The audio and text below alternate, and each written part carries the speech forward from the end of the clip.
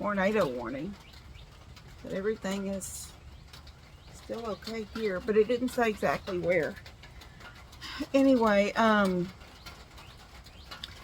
so yeah, Tony lived in the little brown house, which is Dad's shop now, and fixing to be torn down completely.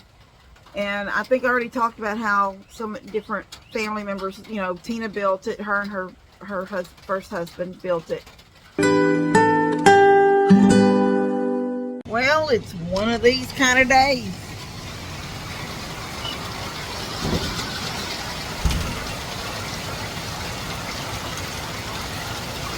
That's already filled. Where's the hole? I got it in my hand right there. That's already filled up with hot water. That one over there, the big one, I have to do backwards. I'm backwards here. That one right there it is a little bit of standing water, but it's dark like that because that's the burn pile. It's the edge of the burn pile. See it? There's standing water there.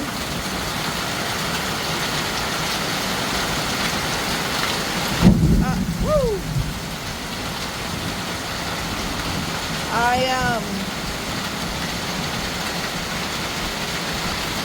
took Mom early today before the rain started. I've got to hurry up and get this covered. I mean, the golf cart is sitting under the covered part. But can y'all see the water back behind it just standing where that lumber pile is?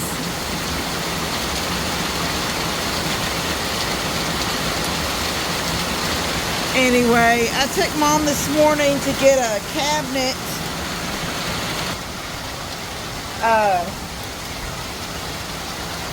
She's starting to get little things. She's so excited, and she's starting to get things, wanting to get things for the new house, and it's not even here yet. But she'll send me things and then that she finds on Marketplace, and then I'll send her things that I find on Marketplace. Sometimes she sends me things that, like, she doesn't realize how bad the damage is. Like, she'll send me something, can this be fixed? And it was just like, okay, I'm fixing to have a whole lot on my plate. I would rather her find something that doesn't need to be fixed. Maybe paint, but not like have to fix a drawer or a chipped leg or something. I would just rather. So we're supposed to go tomorrow before this starts up again. This is kind of starting up in the afternoons. So this morning we went and got the one cabinet, and then, but it was only a few minutes away. I mean, literally when I put the address in, it said I was 17 minutes from that girl, from that lady. But the one she wants to pick up tomorrow is in Magnolia, which is from Plum Grove to Magnolia. It's an hour, and then I think it's an hour if maybe we take some toll roads, which I have the toll tag, so that's fine. But if you go a different way, it can be an hour and 7 minutes, so it's just a little over an hour. But when we got back today with the cabinet, and I took it in the house, and I sat it against the wall I sat it against the closet, the big closet in her plant room. I sat it there, and I said, well, I guess we're going to put the stuff you keep finding, Mom, for your new house. We're going to have to put it here in this room somewhere. And she goes, yeah, this is going to be my new home furniture room. I'm like, okay. She's so excited, so excited. But I know that this kind of stuff right now is kind of on her mind. I know that up north has been getting, North Texas and maybe even other states, but it all sort of comes, especially in the Trinity, comes on down. But I believe she said, Dad said the river in the back was not out of banks yet.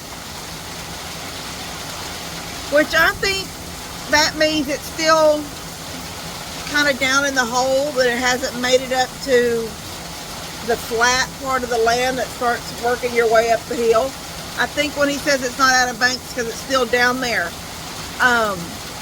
But when we went over the river bridge in Splendora, it's still the East Fork of the San Jacinto. It's just further down from us.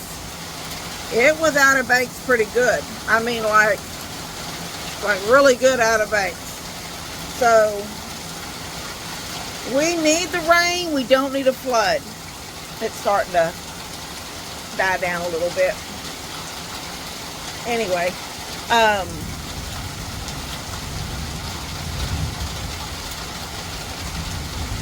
this kind of stuff worries me a little bit for Tony's house since he's already found another leak in the roof. Somebody said he needs a whole new roof. Okay, this is what Tony, I was just like, well, I say to myself all the time, Tony.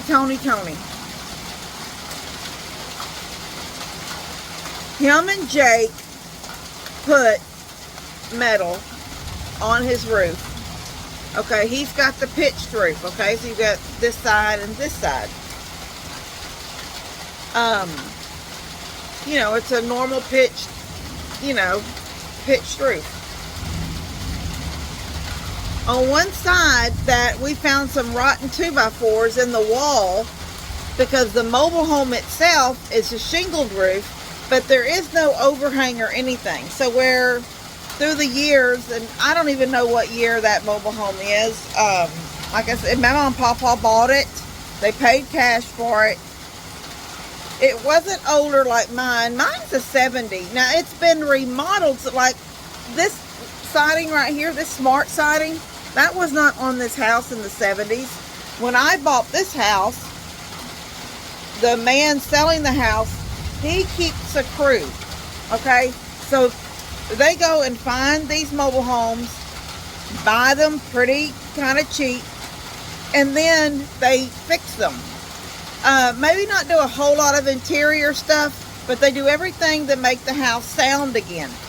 So this house, they put the smart siding on, and they also put the metal roof.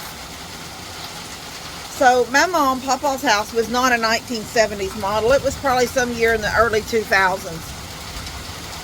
But the roof, there was no ridge or anything. It's like the roof was kind of, it's a pitched roof, but when it gets down to where the wall starts, there was no kind of an overhang or anything. So at some point through the years, water was starting to get in and drip and kind of go down in the wall somehow. And so when we found that, some rotten 2x4s on the exterior front of the house, the back of the house didn't have any problems. So Tony took that as he didn't think he needed to do anything to the back of the house. I said, baby, that don't look right. That's not normal. You need to finish the roof. All him and Jake did was buy the metal that he needed to go the whole 76 foot on the front of the house, the front part of the roof that you see from the front, that pitch. He put the layouts like I told him, and he put the metal. And then he put a ridge cap. And I said, when are y'all going? This has been back after Harvey. And I said, when are you going to start on the back part of the roof now? And he goes, well, I'm going to wait for a little. I got to save more money and blah, blah, blah. Okay, well, it's been 8 years and he never did it. So the front part of the whole 76 foot long, from the front part of the pitch of the roof that you see from the front of his house, is metal. He just never did the back. And he, as it turned out, he may not at that moment had any issues, but now he's got issues. And because he never put the metal, he never did it. So he has a few sheets of metal that he stored, like that was left over from when they did that. There's a, I don't know, he said 4 or 5 sheets under his house. And he goes, maybe I could just get Jake to come help me and we'll just cover those. And I said, okay, well, you could do that. That might stop some of the rain from immediately coming in. I said, but baby, you can't leave metal just patched up there. You have to just finish out the hole. He goes, well, I will. So here we are, pouring down rain day, and I know he's got leaks, and I know he hadn't done anything. But he did tell me last night that a guy is coming tomorrow. A guy's coming on Wednesday to look at his house and see. I don't know. I texted him and I said, is the guy coming to put the tarp on it and tarp it until he can get, to do the work? Or is he going to come and expect to give you an estimate on what it's going to cost? So I'm assuming, he never answered me on that text, but I'm assuming that a guy is coming out to give him an estimate on what that guy will charge. And he asked me, he goes, Mom, do you think it'll be cheaper for me to get the material and have it here and the guy just come, or I let him buy what he wants to buy? And I said, okay, well, I don't know. If it's a contractor, he may get a discount. So you can ask him about that, because we already know for us to drive up to McCoy's or to Home Depot, because I've looked at both prices. A sheet of tin, 8 foot long of metal, corrugated metal. They're both $20 a sheet, $19.99 or something like that. And the price for the labs wasn't any different either. So it doesn't matter if he wants to go to Cleveland to McCoy's or go to Porter to Home Depot. He can pick up the material, and we already know what that's going to cost. But if the man tells him that I can pick it up and get a discount for it, then he ought to let that guy do it. I guess it all really depends on what that guy says he's going to charge him for the labor to put the roof on. Anyway, and I hope, I've been praying, you guys can pray too.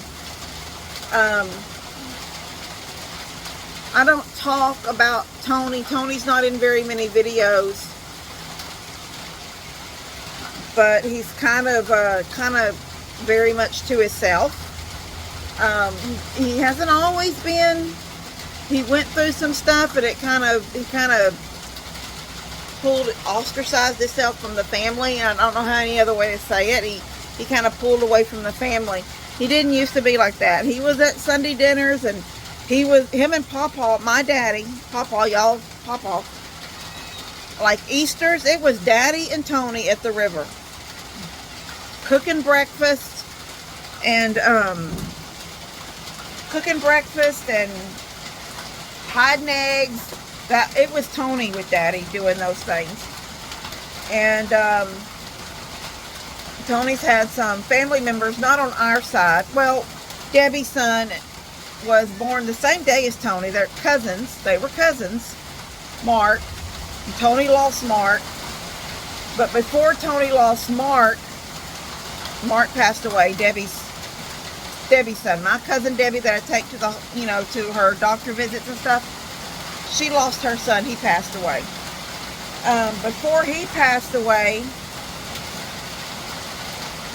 Tony, his cousin on his daddy's side, that was he passed away too, unexpectedly. I don't really want to get into it, but y'all can just think things you don't want your children to get into, he was into, and he passed away from that. And that hit Tony hard. Then losing Mark hit Tony hard. And then having to take care of Pawpaw. And taking care of Pawpaw. Now, when Pawpaw, Mama's daddy, first got dementia, we were taking care of him in shifts. Like, because he wasn't fully in it yet, So he was still his normal self sometimes. So Mom and Dad would, like, I don't know, cook dinner. Papa would eat. You know, they would take him dinner over. And then the next morning,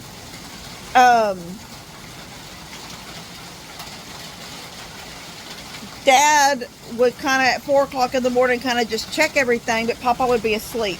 Okay, so everything would be good. Dad would go on his bus. Mom would go to work because Mom worked in daycare.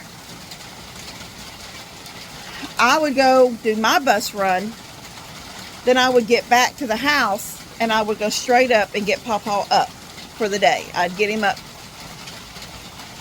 and I'd wake him up. I'd help him get to the bathroom, help him get dressed. And he was still his kind of normal. There were days when it was a little worse than other days, but he was still pretty normal. I could say, Papa, I'm going to go start breakfast. You know, here's your clothes. And he would come down the hallway dressed. And everything was good. And we did that because my mom had passed away. And so Papa was by himself. And then by the time because I would cook his breakfast, he would come down to the living room. He would sit in his chair. He'd turn on Fox News. And my Papa loved Jesus. So, you know, sometimes he would read his Bible. I would fix him his breakfast. I'm going to get in here a little bit. Levi, can you pause for a minute? No, you're not. Pause. I'm going to have to back that up or they're going to hit me with something. Anyway, I would bring his breakfast over. And I should have brought I'm just talking. But I would bring his breakfast to his chair and he would be watching Fox News and eating his breakfast. Then I'd make him his coffee. And when he would get through eating breakfast, while he was eating, I would make his bed, start a load of clothes in the washer, you know, clean the kitchen, clean up all the breakfast stuff. And then he would go out on the front porch. He was a smoker. And he would sit on his front porch and he would smoke a cigarette. Okay. That was good. I mean, because most of the time he was pretty here. There would be little times when he'd be a little bit more, you know, maybe, I don't know, I would say the word out of it. But most of the time he was pretty okay. But as time wore on, you could start seeing the changes that dementia brings, you know.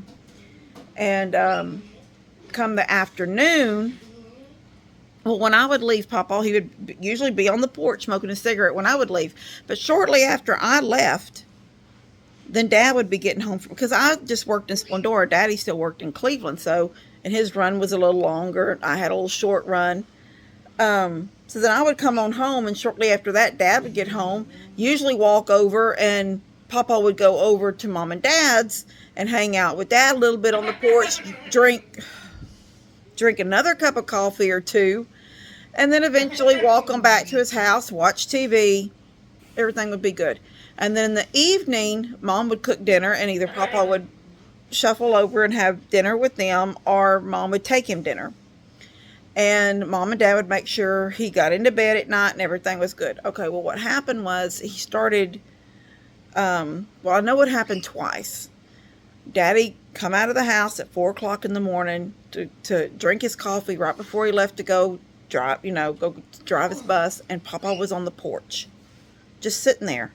And I know one of the times it was during when it was cold, and no jacket, no nothing. He was dressed, but it was cold out. No, you know, and when Daddy come out, he was like, you know, kind of, you know, you're in shock. There's Papa sitting on the swing on the front porch. You don't know how long he's been sitting there. And he was in another, like, I just come to get some coffee. You know, like it was just everything was normal, okay. And it's, you know, it's 4 in the morning. And Daddy would get him, I don't know if Dad would make coffee for him then and sit with him for a few minutes before he left, or if he'd just get him back to his house. But that happened once when it was cold, and then it happened another time too. And that's when they decided to see if Tony lived in the little brown house which is Dad's shop now. Uh-oh. Hold on, let me check this. Tornado warning. But everything is still okay here, but it didn't say exactly where. Anyway, so yeah, Tony lived in the little brown house, which is Dad's shop now, and fixing to be torn down completely. And I think I already talked about how some different family members, you know, Tina built it, her and her first husband built it, and you know, through the years, other people have lived in it, kind of like my little camper house over here. But anyway, Tony was living there at the time, and so Mom and Dad talked to Tony and asked him, was there any way he would consider moving in with Pops? Because still, you have to remember that at the time, Papa still had days of almost normal self, or at least times during the day. And you didn't want, it's so hard because you don't want to take their independence away from them.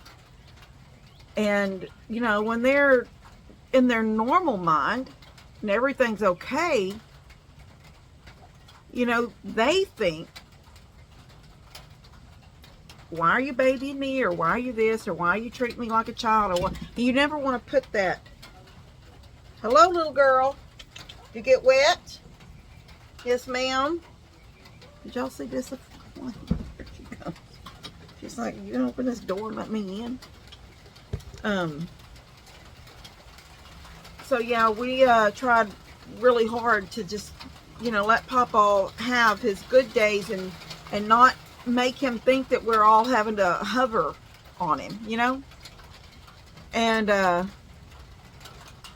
was taking him for, you have to remember, Daddy had the bus, Mama was in work all day. Mama worked all day. You know, she had an 8-hour-a-day job back then.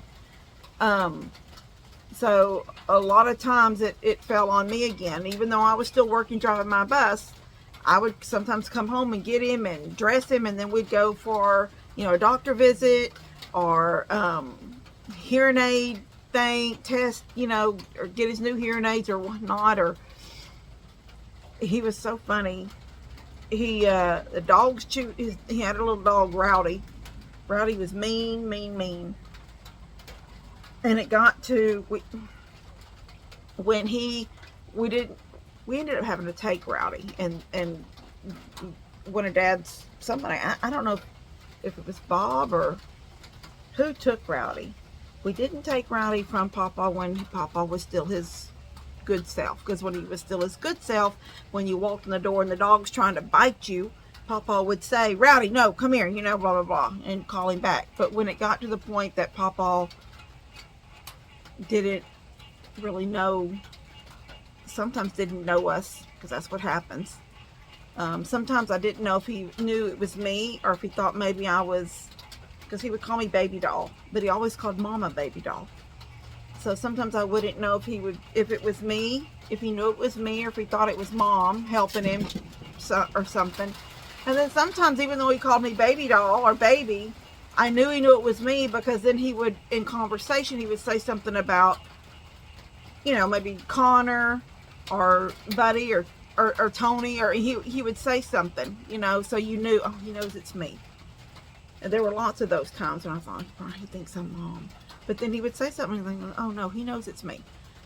But yeah, so when it got to the point where we couldn't trust him to be in his house by himself at night because he was starting to roam around, which is one of the dementia things too.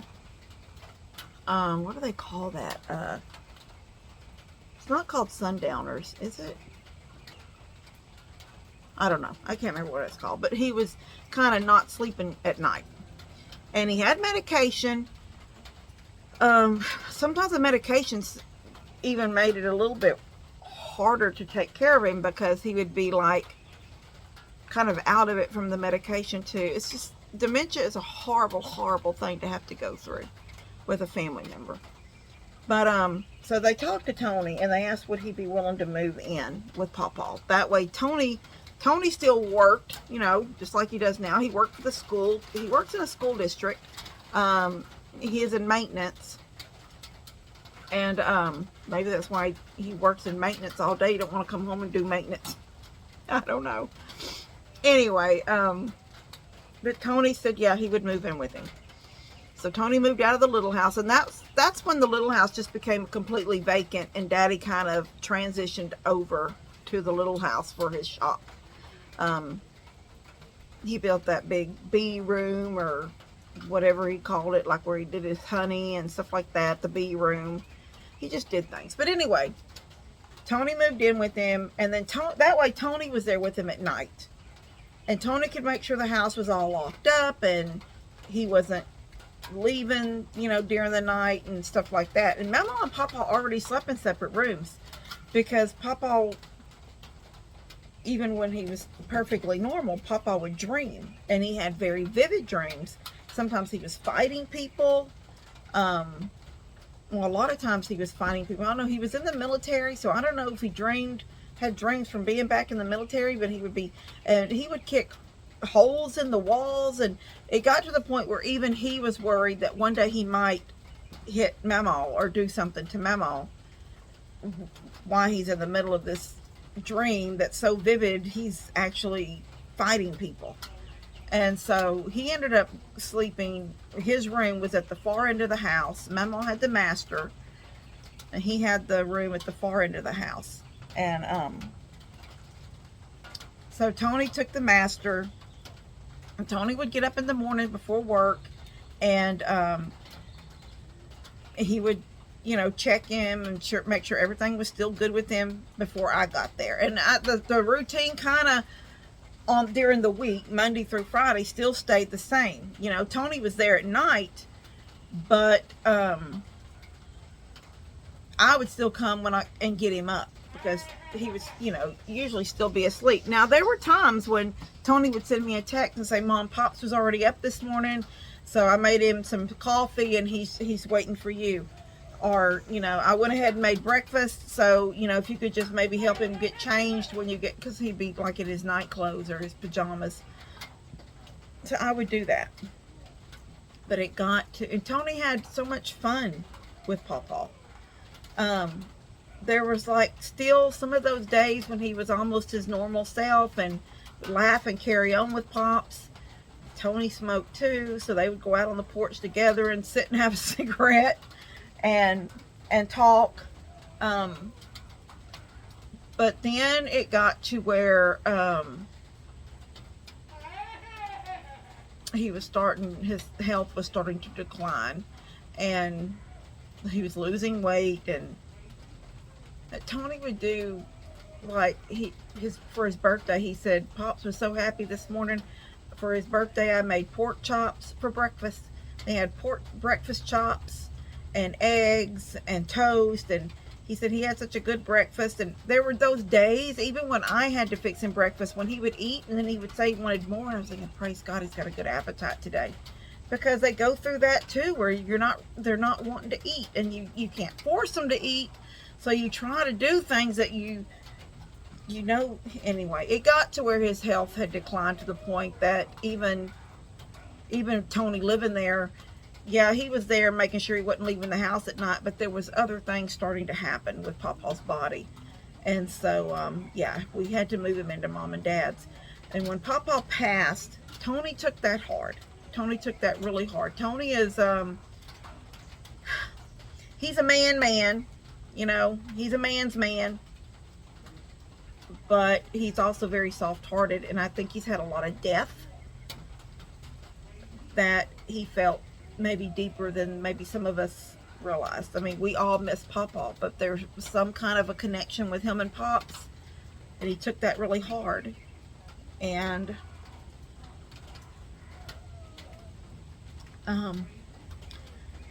when he lost, Jamie was his cousin, and when Jamie passed, he took that hard, and he took it like a guilt, like he should have spent more. That's the kind of things he would think, that he should have spent more time with him.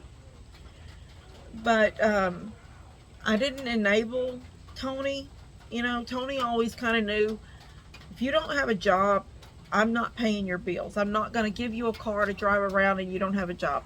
I'm not saying he ever wanted to be without a job. I'm just saying these two cousins kind of really never, they kind of were, they did their own thing. I'll just say it that way. They did their own thing. And I think Tony felt like he wished he'd spent more time with Jamie. And then when Mark passed, he wished he'd spent more time with Mark. And I think Tony feels things really, really strong. Anyway, so I don't know where I got off on that. Anyway, so yeah, that's how Tony ended up with Mama and Papa's house, and he loves it. He even said the other day, he goes, I don't want to get rid of it. He goes, you know, it was Mama and Pop, it was Mama and Pop's house. And I said, I know, baby, but you've let some things go.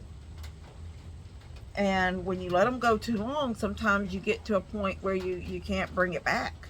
And I said, do you think honestly, do you think it's there? And he goes, no, I don't think it's there.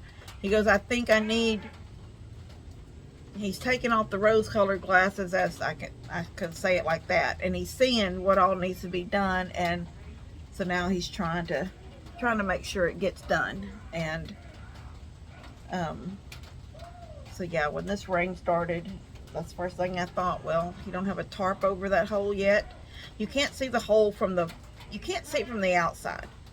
You just know that the rain is making its way through those shingles. Maybe they're cracked and dried or whatever, and they've done where they're coming through the ceiling now. Anyway, I don't know. All right, well, talked a little bit about my pawpaw. I miss Pops. Pawpaw, he was funny, but not in an over, you know, like Daddy's funny. He wasn't funny like Daddy's funny. He was just a different kind of funny. But boy, did he love Jesus. And when they had the store, everybody loved Uncle Roy. That was my papa's name, Roy.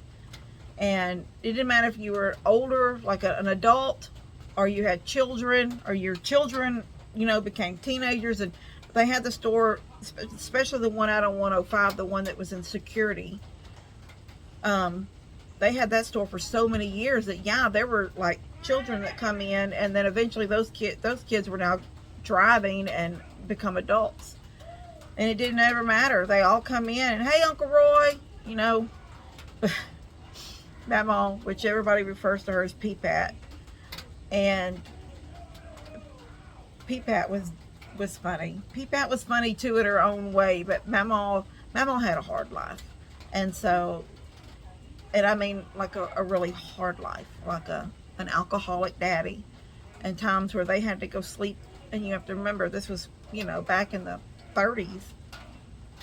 They would have to go sleep. My great grandmother would take Mama and her brothers and sisters, and they would have to leave the house, and they would sleep on the church at the school, like under the awning at the school, until they knew he was gone to work the next morning. And that grandpa was like I don't know what you call a working alcoholic. He would go to work all day and just be normal, but the minute he got home, he would drink, and he would drink and then he was mean. He was a mean alcoholic. So she would have to leave with the kids. And so Mama went through a whole lot of stuff as a little girl, and that kind of carried with her. Nobody did therapy and all that stuff that they do today. You know, you just kind of sucked it up and lived with it. And it kind of made Mama a little bitter, I guess. You know, she was funny, and you'd have a fun time with her, but then there'd also be those days when it was like, oh my gosh, Mama was on a warpath today. But that was our Peepat came from Buddy, because I would go to work at the store, and Buddy was little, and he would come to work with me. And it wasn't like there was, because Mama and Papa were there, usually in the back or doing something else, or back and forth between the store and the rent house. So I was running the store. They were doing their own things, and Buddy could stay with me, or he could run right along with them doing whatever they were doing. But I had this little Fisher Price little little school desk thing that was magnetized, and we had those little magnet letters, and then it also had these little cards and you would, like, it would say cat, but it was cutouts, and you would put the C and the A and the T with the magnet letters, and you would see the picture down here was cat, and then you would spell cat. And Mama was teaching him letters too, but he carried that little desk with him everywhere. It's probably why he's so smart now, because his mama made him smart. But because we got him that desk, and he carried it everywhere, and I think I even somehow found him more cards so he would have other words to learn. But Mama would say, you know, you'd say C for cat, cat, or D for dog, dog, you know, you sound. So Mama would say pat, P for pat, and so Buddy would call her pat, and then it sort of got to P-pat, P for pat, P-pat. And I don't know, all of a sudden every grandkid started, and great-grand, started calling Mama P-pat instead of Mama. And she was just Mama to us, but she was P-pat to all the grands and great-grands. But my pawpaw, people would come in the store, and it was like Pawpaw was given those little, what were they called, dummies? Were they dummies? Those little suckers, those little bitty tiny suckers that were like 2 cents. Remember, you get the little individual gums for 2 cents or a nickel or whatever. And Papa was here, you know, and Papa would give candy or suckers, and Mama would be so mad, and she'd want to get that cigarette paper. That was another thing that they did. When you open the cartons of cigarettes to put the individual packs up, all the edges are perforated on the cartons. So we were supposed to break the cartons, and we would pull the top and the bottom tab off, and the middle, the 2 long middles, and then you just would end up with the front and the back, and they'd be long, and that's what she would use to write. Now that was like notepads. We would have stacks of those cigarette carton notepads, basically.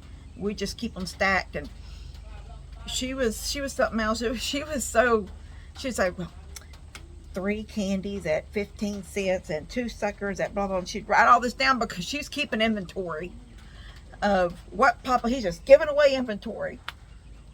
And then you couldn't do something like, you know, you're working and now you want a little snack while you're working, so you go get a Coke and a candy bar.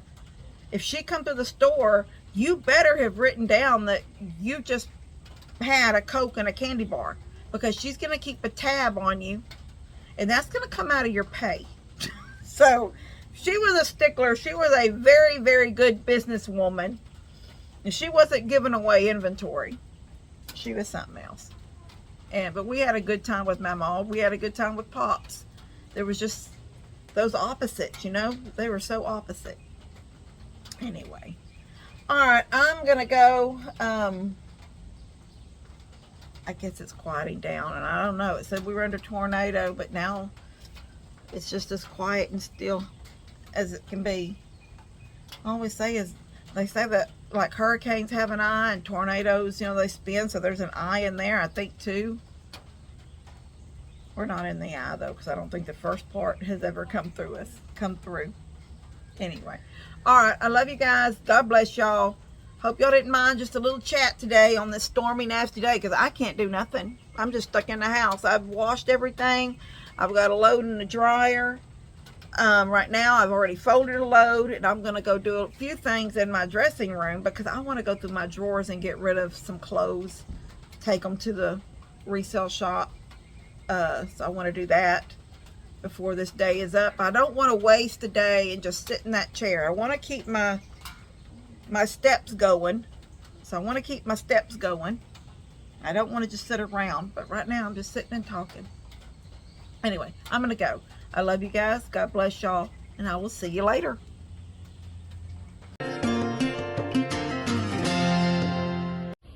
Katie, I'm trying to do a video.